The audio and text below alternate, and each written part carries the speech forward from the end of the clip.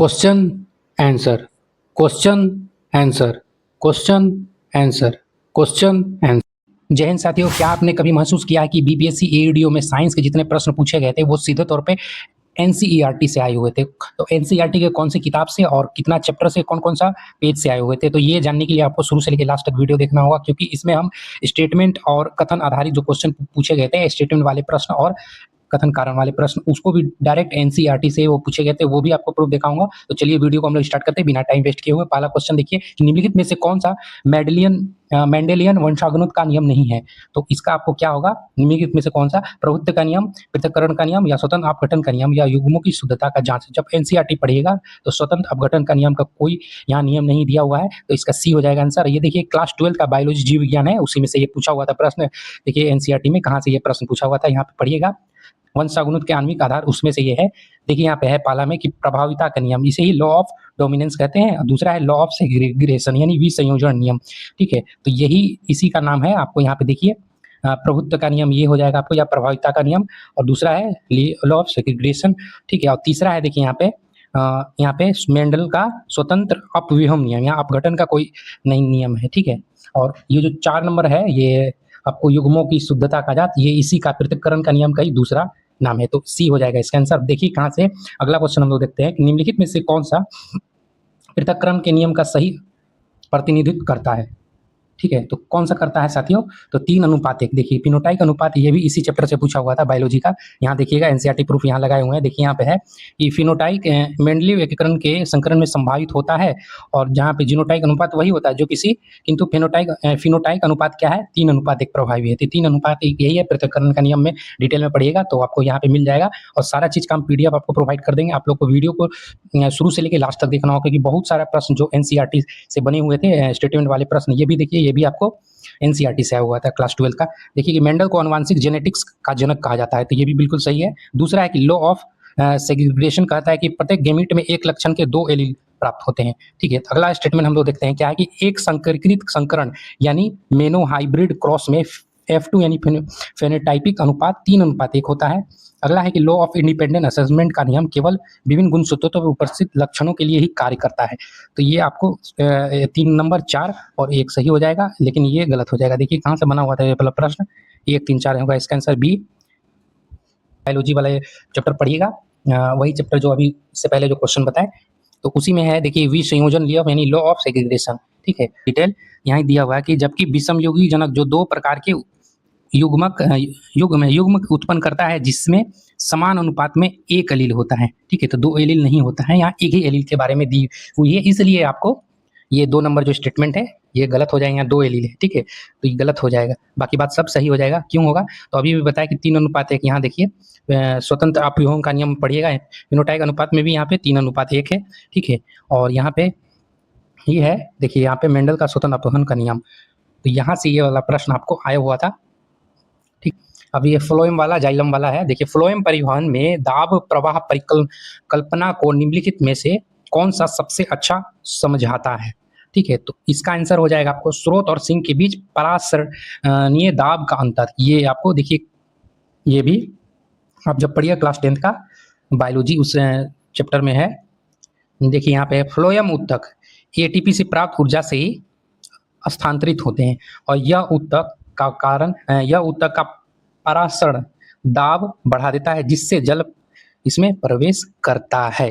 तो यहाँ से ये वाले प्रश्न आपको आए हुए थे। पहला प्रश्न भी बहुत इंपॉर्टेंट है, इसको एक क्रम में सजाना है। देखिए सबसे पहले किसकी सिद्धांत आया था, किसने किया था, जब एनसीईआरटी पढ़िएगा तो इसका आंसर हो जाएगा आपको बी। ठीक है, 2 1 3 4 कर्ण सिद्धांत न्यूटन का जो था वो सबसे पहले आया था। क्लास 12 का जब पढ़िएगा आप फिजिक्स, उसमें दिया हुआ है। देखिए यहाँ पे है जो इंपॉर्टेंट, हम डायरेक्ट जो जहाँ से पूछा हुआ वही दिखाते हैं। देखिए कि इसे पढ़िएगा, आइजैक न्यूटन ने अपने प्रकाश के कणिक सिद्धांत को अपनी प्रसिद्ध पुस्तक ऑप्टिक्स, ठीक है, तो यहाँ हो गया। उसका है 1678 में डच भौतिकवादी है ना हाइगेंस, यहाँ 1678 में ये हो जाएगा। उसके बाद जब आगे देखिएगा, आगे है आपको थॉमस यंग, कब है, तो 1801 में व्यक्तिकरण संबंधित प्रसिद्ध यहाँ पे है प्रसिद्धि प्रयोग हुआ था। उसके बाद 1905 में अल्बर्ट आइंस्टीन यहाँ पे है।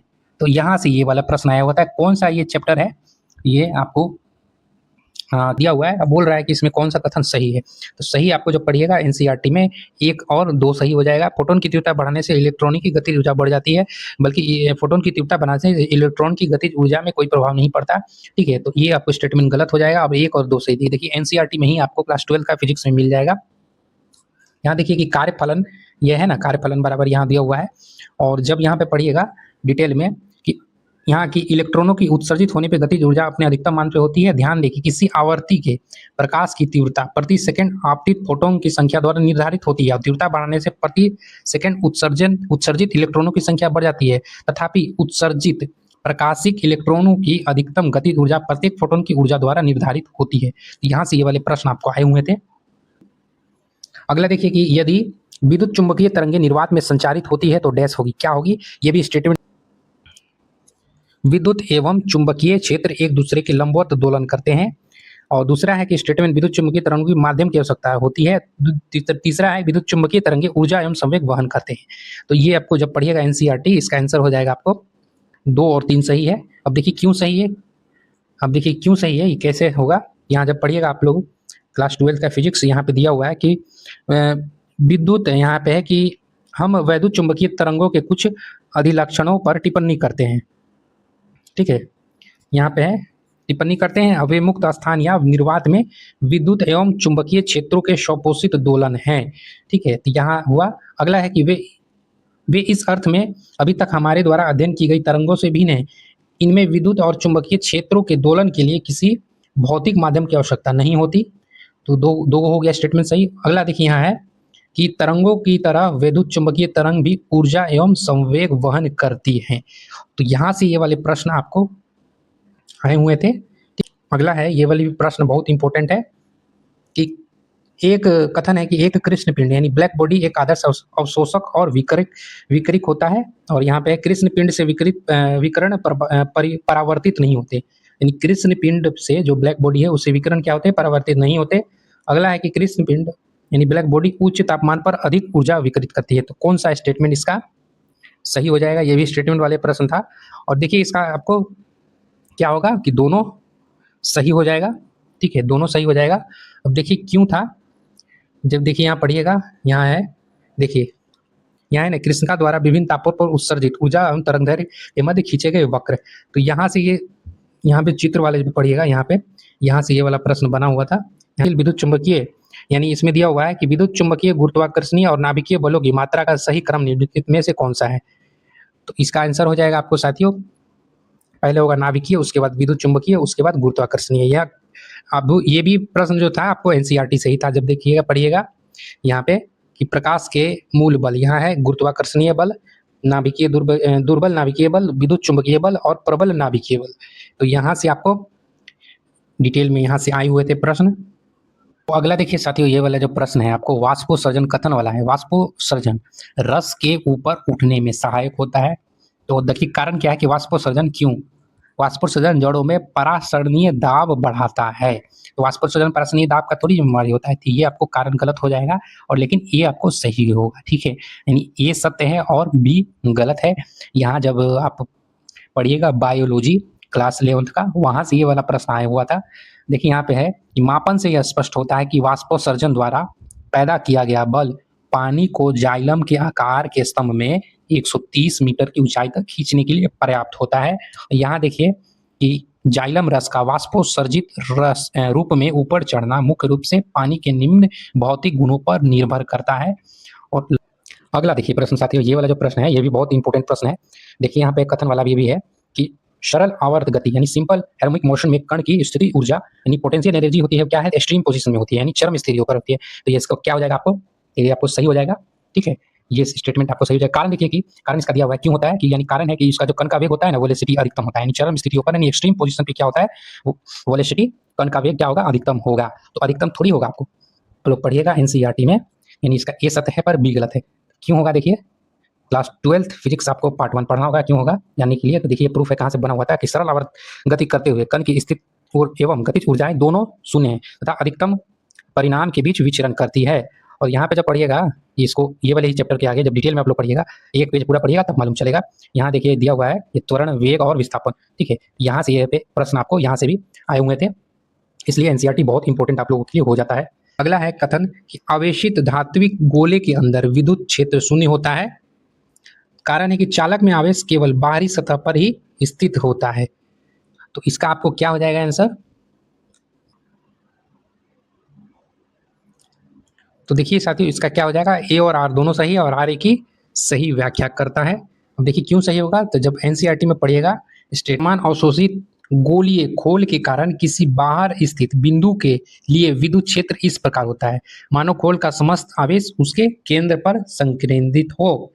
अतः खोल के बाहर स्थित बिंदु पर आवेशित कोश के कारण विभव गोलीय खोल पर समस्त आवेश तथा आर गोलीय कोश की त्रिज्या है और कोश के भीतर विद्युत क्षेत्र शून्य होता है, इसमें ध्वनित होता है और खोल के भीतर विभव नियत रहता है।